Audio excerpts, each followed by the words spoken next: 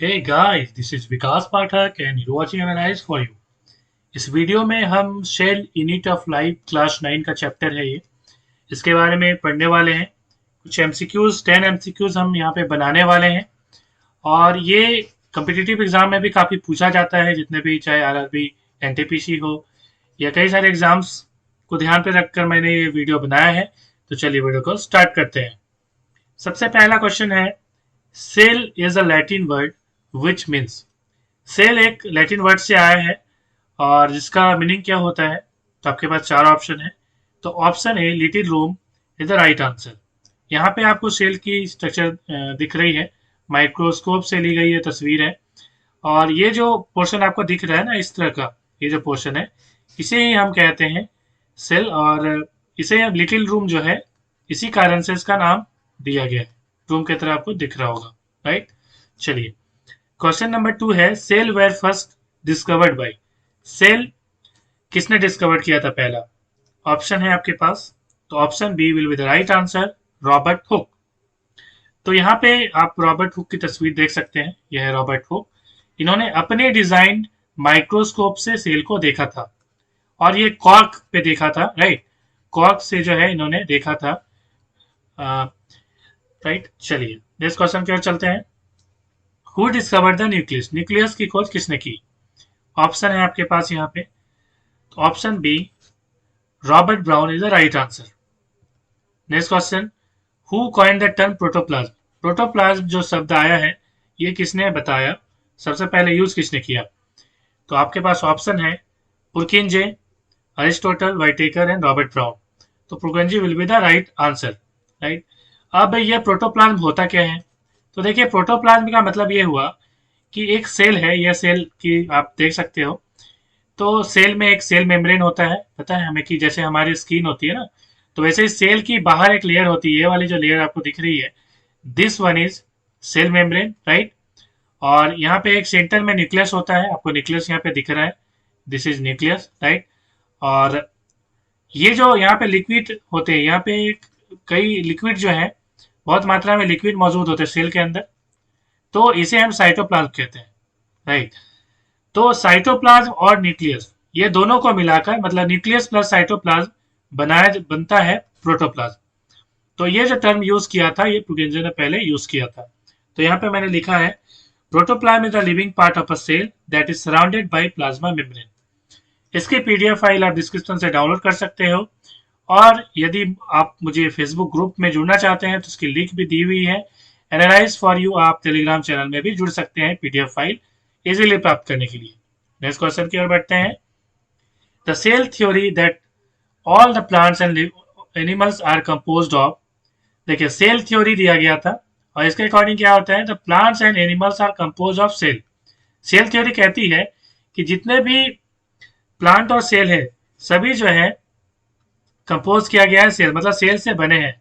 And that cell is the basic unit of life, और यही cell जो है वो बेसिक यूनिट ऑफ लाइफ है, राइट।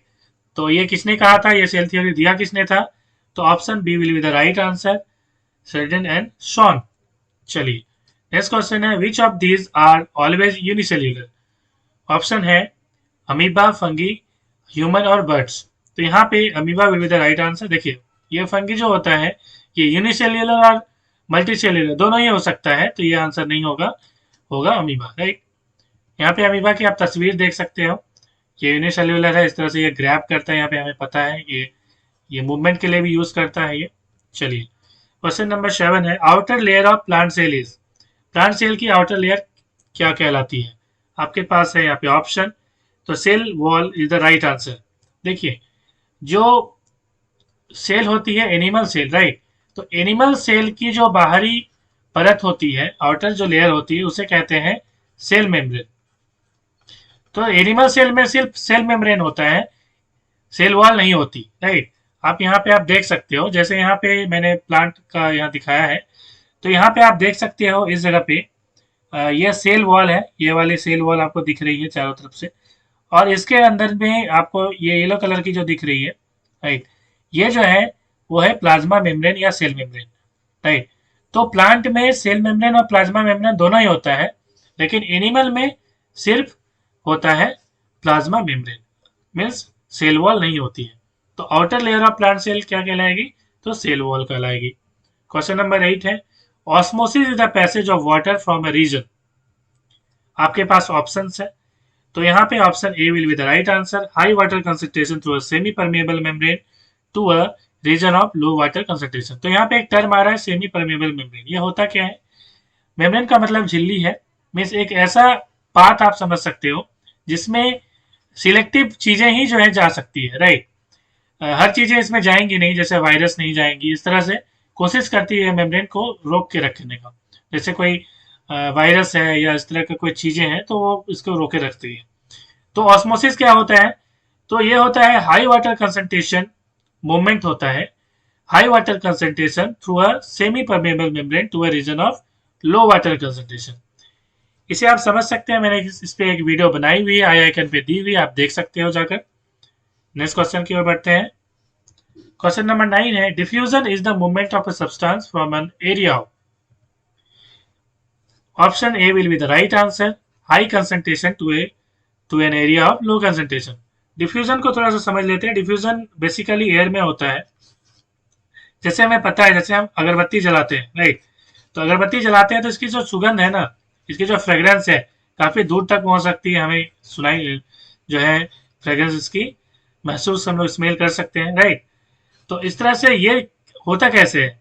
तो ये होता ये है कि ये जो जलती है ना यहाँ पे, तो ये जो एयर का मूवमेंट होता है इसके कारण होता है। और एयर मूवमेंट कैसे होता है?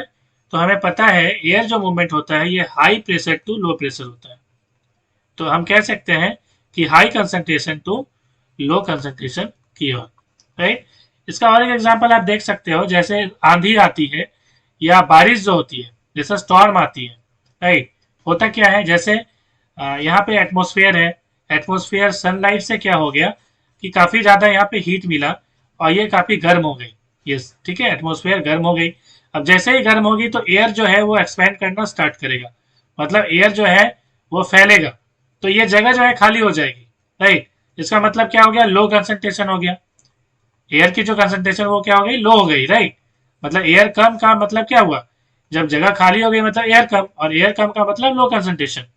तो इस कंडीशन में क्या होगा? जो हाई कंसंट्रेशन वाली एयर है, ठीक है, हाई कंसंट्रेशन वाली जो एयर है, जैसे पानी वाली एयर, ठंडी जो एयर होगी वो यहाँ पे पहुंचेगी और जिससे स्टॉर्म जो है, आंधी वगैरह आती है, राइट। तो ये डिफ्यूजन के कारण ही होता है, राइट। ऑस्मोसिस थोड़ा सा समझ लेते हैं, चलिए ऑस्मोसिस को थोड़ा सा समझ लेते हैं। ऑस्मोसिस होता क्या है? ऑस्मोसिस जनरली लिक्विड में होता है।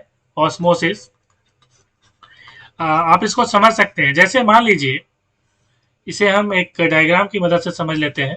जैसे मान लीजिए ये एक सेमी परमेबल मेम्ब्रेन है, semi permeable membrane, semi permeable membrane, semi permeable membrane है, राइट।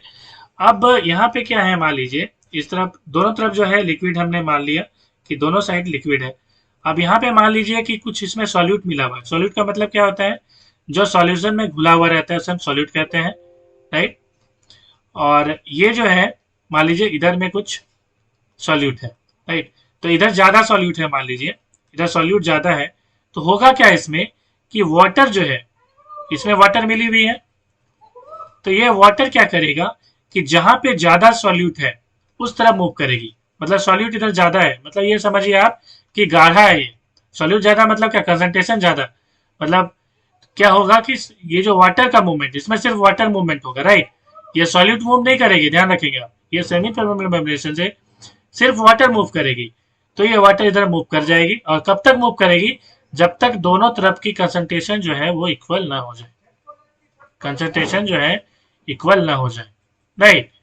तो यहाँ पे एक टर्म आता है कि जब इक्वल हो जाती है तो ऐसे सॉल्यूशन को हम लोग बोलते हैं आइसोटोनिक सॉल्यूशन।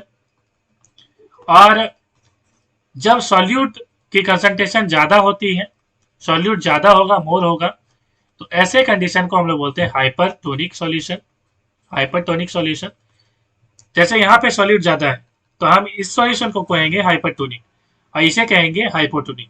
में जहाँ पे सॉल्यूट कम है तो ऐसे कंडीशन को हम लोग बोलते हैं, ऐसे सॉल्यूशन को हम लोग हाइपोटोनिक सॉल्यूशन कहते हैं। इसकी डिटेल वीडियो मैंने बनाई हुई है, आप आइकन में देख सकते हो। चलिए अब हम लोग समझ लेते हैं यहाँ पे question number 10। If the medium had exactly the same water concentration as the cell, there will be net movement of water across the cell membrane. Such a solution is known. आपके पास ऑप्शन है, मैंने इसके बारे में कहा था अभी, isotonic solution will be the right answer. ये जो आइसोटोनिक सॉल्यूशन है ये सही आंसर होगा। मैंने बताया था अभी कि जब सेम वाटर कंसंट्रेशन होगा, जैसे यहाँ पे मैंने बताया था अभी कि दोनों साइड में जब सेम हो जाएगा ना वाटर कंसंट्रेशन का, वाटर कंसंट्रेशन बोलिए आप, सॉलिड कंसंट्रेशन बोलिए, ठीक है, तो उस कंडीशन में हम इसे कहते हैं आइसोटोनिक सॉल्यूशन। और इस कंडीशन में क्या होगा कि जो नेट वाटर मूवमेंट होगा वह सेम होगा, मतलब जिधर जितनी इधर वाटर जाएगी उतनी ही इधर वाटर आएगी, मतलब नेट वाटर जो मूवमेंट होगा वो सेम होगा। तो वही यहाँ पे लिखा हुआ है कि जो नेट वाटर मूवमेंट है वो क्या है, बिल्कुल सेम है, राइट। तो यहाँ पे isotonic will be the right answer. ये पार्ट 1 वीडियो है, पार्ट 2 की लिंक आपको आई आइकन में मिल जाएगी। और यदि चैनल में नए हैं तो जरूर चैनल को सब्सक्राइब करें, लाइक करें और ज़्यादा से ज़्यादा शेयर करें। Thanks for watching.